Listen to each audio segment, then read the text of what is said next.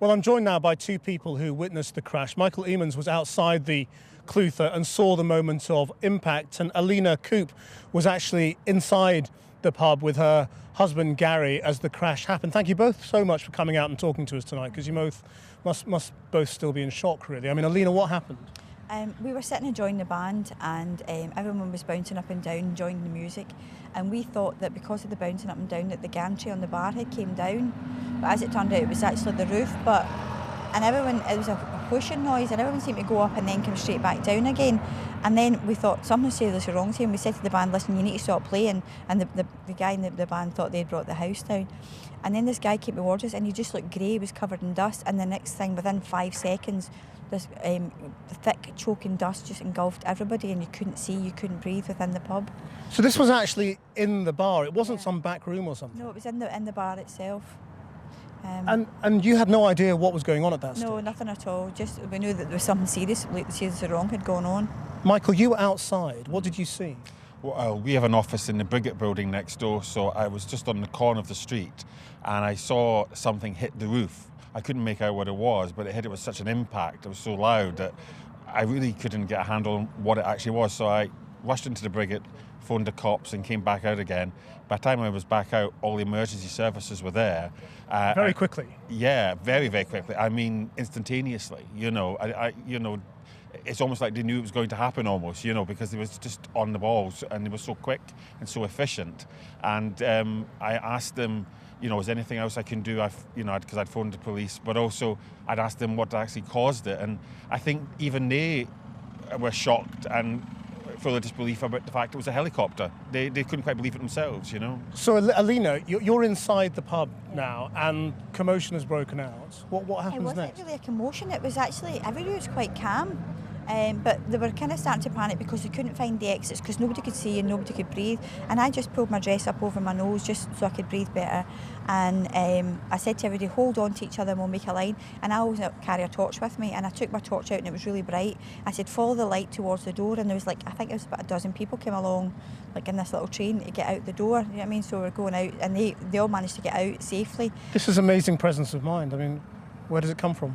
I just always carry a torch with me. It's just my thing, that's all, and people laugh at me for it, but again, it's just one of these things, if you need to see you've got a torch.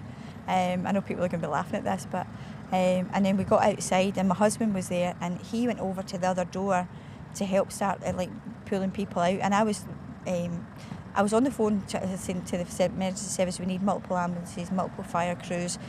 And an ambulance came up at that point, but I think the first paramedic came out was just so overwhelmed by what was in front of him, because it was just scenes of devastation. There was people walking wounded, bleeding, and just, you didn't know what happened.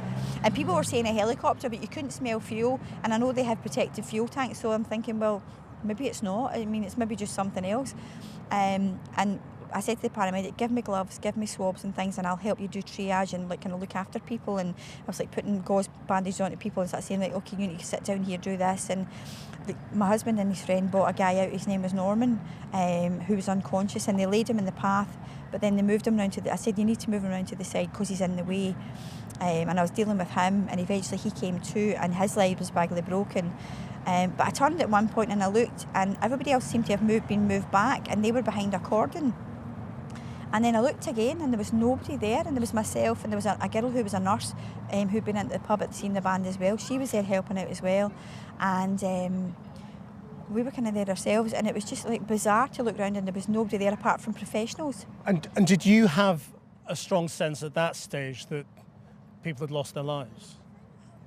I knew it wasn't going to be good at that point because it was just so serious looking. Do you know what I mean? The building was down, and obviously the helicopter was on top of the roof, and the way the firemen were breaking the window to get in, and at that point then they actually brought someone out and laid him on the ground next to me, and I knew the man was dead. As I say, the fire crews were really so professional. They looked after this man's body and then took him away, do you know what I mean, to a safe and quiet place, because then they had to go back in to try and bring somebody else out. And my condolences go to everybody who's lost their family members and friends within that pub today. Michael, you were outside watching all of this. I mean, what could you see? I saw a lot of people with different varying injuries. Some people were up and walking about. They'd had obviously got dust on them. They were wearing the sort of, the tinfoil blankets, etc., to keep them warm. Other people were on the ground with bloodied heads, just exactly as Lydia's saying. But there was a kind of calmness. There was a sense that we can cope with this, we can deal with this. Yeah. People were in distress, but they weren't hysterical. They were dealing with it, and it was in a way, it showed how strong the community was, because everybody was helping out. And it's a testament to the people of Glasgow, I think, really, ultimately. And that's what I said. I mean, we were all heroes down there that last night, because we were bringing people out and we were looking after each other, which is what you do in a community, isn't it? You don't wait for somebody to come and help you? No. And then once we were kind of like did our bit, the professionals stepped in and did it the right way for everybody, and obviously they're still doing their job just now, and they're doing a marvellous job. And the Holiday Inn Express were superb, because they brought everybody in and made a crisis centre, so everybody had somewhere to go and somewhere that was warm, and they gave out hot drinks and water and made sure that everybody was safe. And Michael, I mean, watching this on television, it's quite easy to not quite understand where this is. I mean, we're right in the heart of regenerated Glasgow. Argyle Street's just up there, and one of the main streets in Glasgow. So you're slap bang in the centre of Glasgow. There's lots of restaurants, pubs, cafes, all in this area. So it is central Glasgow. George Square is just probably half a mile in that direction, the middle of Glasgow. So it's so central. This isn't out in the region at all. This is slap bang in the middle of the city. I mean, obviously, you haven't had time to process this. No. But we're in the midst of digesting some terrible news they've just released in the last couple of hours. Yeah. That it's 8 people who died, That's right. which is more than anybody thought. No, that's right. But I mean, you must feel, you've come out of this unscathed, and you were right there. Well, my husband and I, when we first went into the pub, we actually sat on the left-hand side at the window where all the firemen were bringing the bodies out.